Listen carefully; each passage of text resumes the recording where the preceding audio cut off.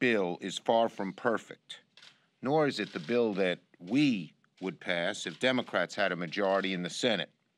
It is a strong shot in the arm to help American families weather the storm.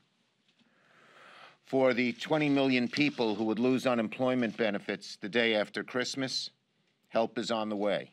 All right, let's speak now to Robert Gutsche, who is a senior lecturer over at Lancaster University. Robert, good to have you on the show. You know, in that news story, the soundbite from Chuck Schumer caught my attention. Said, you know, if we were in control of the Senate, this isn't the bill that we would pass. So my question to you is, yeah, I agree that this deal represents some progress, but do you think that the politics has changed the size and the nature of this bill? Because the Democrats, even before the election, had turned down a $1.8 trillion package that was presented by the president. Now the president is about to leave. It looks like the Democrats have somewhat deferred to the Republicans, and the Republicans are sort of going back to their commitment of a balanced budget.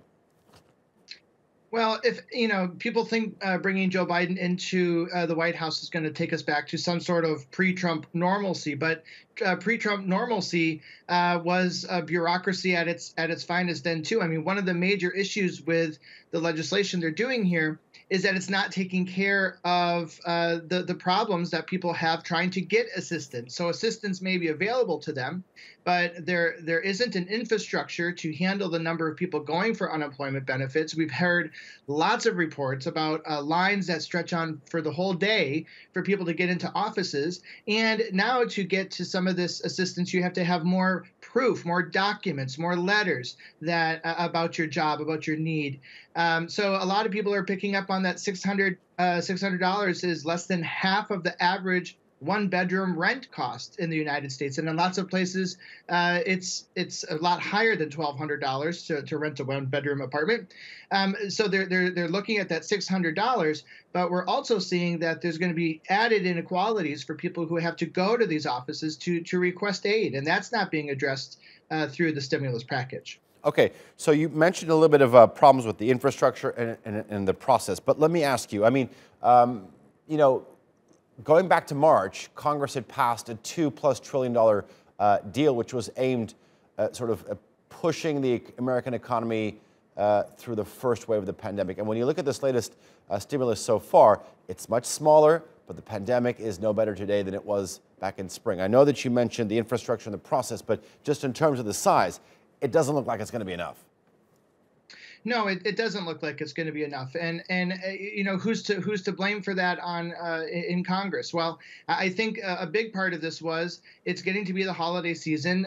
You see this every single time a major bill or something's coming through, and you're getting to a recess, and it might seem a simple answer, but quite frankly, we know that people that work inside that Capitol want to go back to their constituents and to their families, and so they come to some sort of deal. They scrape it to the bottom of the bucket to get to some sort of common denominator, and they put it out, and then they can go back on to holiday, or they can go into recess.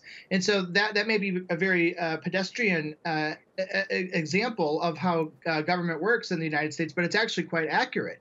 And so there's also concern about how well that stimulus package helped the first time it went through. And I think that there are questions about when you're looking at stock markets, or you're looking at GDP, or you're looking at the average American trying to put food on the table, which measurement are you going to use? And so, I think Joe Biden has a lot on his plate when he gets into office next month, and it's going to say, well, was this last stimulus bill enough, and do we have any power within Congress to get this moving forward to something more? Robert, I want to touch upon something a little bit, maybe a silver lining and something positive about this. I mean, the economic relief component of the legislation has been receiving the most amount of attention, the number, the $900 billion. But the fact of the matter is that the bill would also do many other things, including funding federal agencies through September of next year, avoiding a government shutdown, extending tax breaks for numerous businesses. I mean, even the Treasury Secretary, Mnuchin, said, it has a little bit of everything for everybody.